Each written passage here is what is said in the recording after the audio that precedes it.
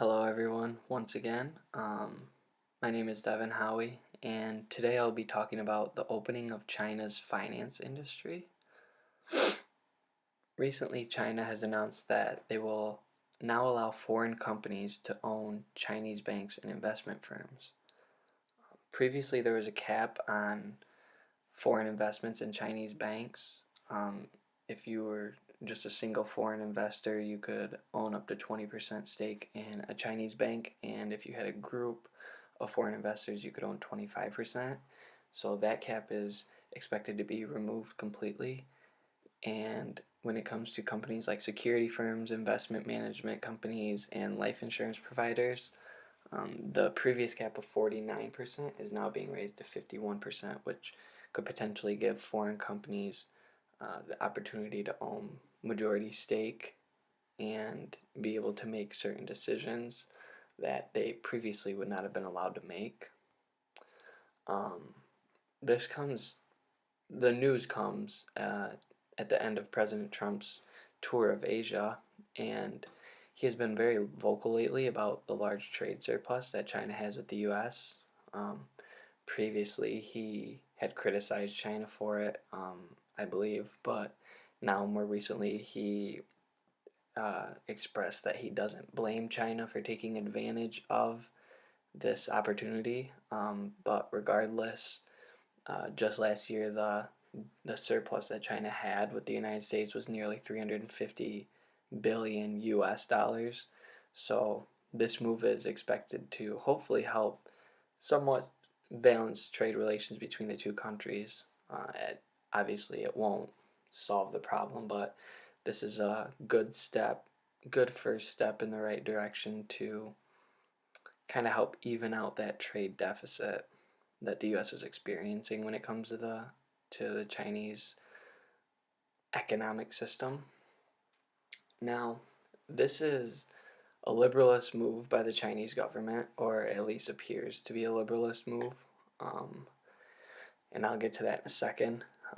But by opening their finance industry to outside agencies, they further intertwine their economy with the economy of other foreign states.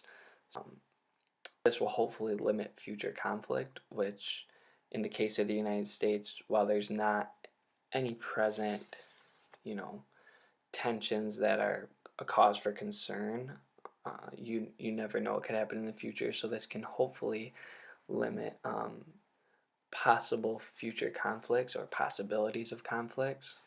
But however, this does, or at least the argument could be made that there's some mercantilism undertones here.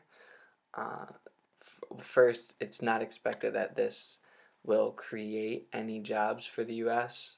Um, However, the details are still unknown. Um, they've just announced a plan, so the main details are still left to be revealed. Um, but China could manipulate the rules to still give local companies, local firms advantages when it comes to the Chinese market. But there's no real fine details, so nobody really knows how that's going to work out, or um, what direction that the Chinese government plans on going with that. Um, this is a this is an example of political interference by the Chinese government.